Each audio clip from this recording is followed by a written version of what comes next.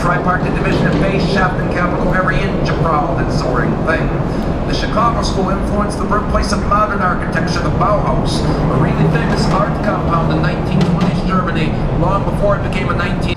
Chicago. The name of the river comes from the Native American Chickawa. Now, by 1890, 1 million people are here. But 1 million people in those days, we were called hog butcher to the world, with our famed Union stockyards on the south side, immortalized in Upton Sinclair's novel The Jungle. Well, all the meatpacking plants and tanneries and everything living in Chicago in those days use the river as a sewer. The pollution goes into the lake. 12% of Chicago dies. Typhoid and cholera epidemics. So to stop the river from polluting the lake, in 1900 we dig a new canal. London can have Big Ben, Paris, I give you back your Eiffel Tower. I'm a Chicagoan. I'll take the clock tower on our right, the one and only Wringley Building.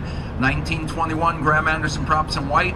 North face added in 1924. The Boulevard Miche was inspired by the Grand Boulevards of Paris. But let's take it to the bridge. What happened to the bridge?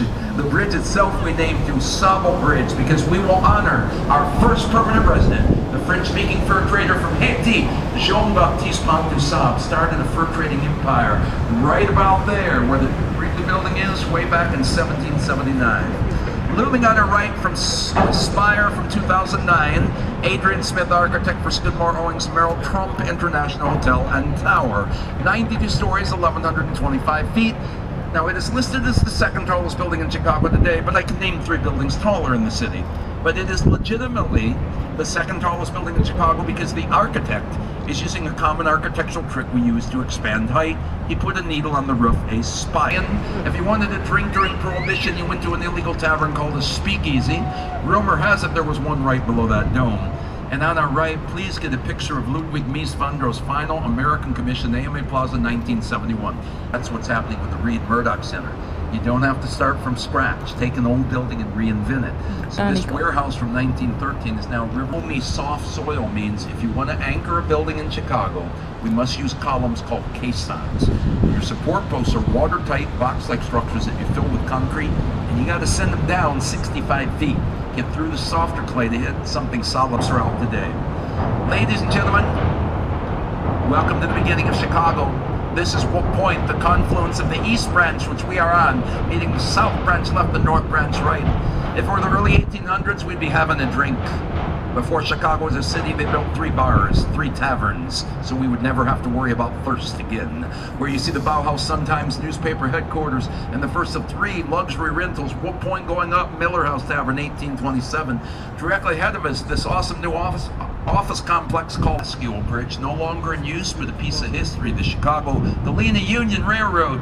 This bridge was still being used into the 1990s, but today it's a piece of urban art.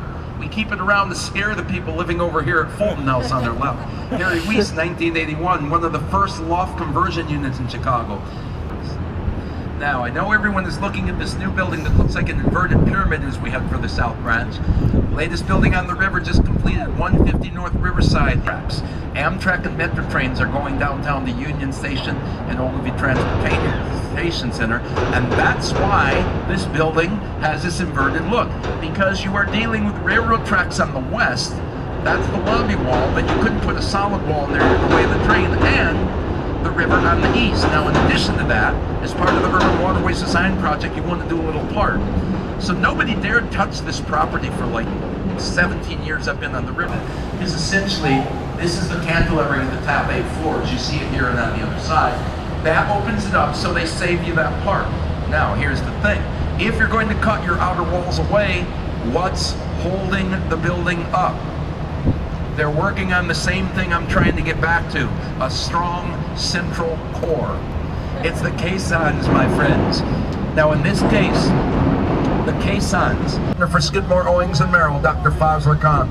You may wave at the people in the skybox on the 103rd floor. Yes, they can see you. You're taking pictures of them, and they are taking pictures of us, because it has a floor of glass. 3 floors of the 110-story Sears Tower, and they gave them naming rights. They renamed the building the Willis Tower. Jokers were robbing the bank.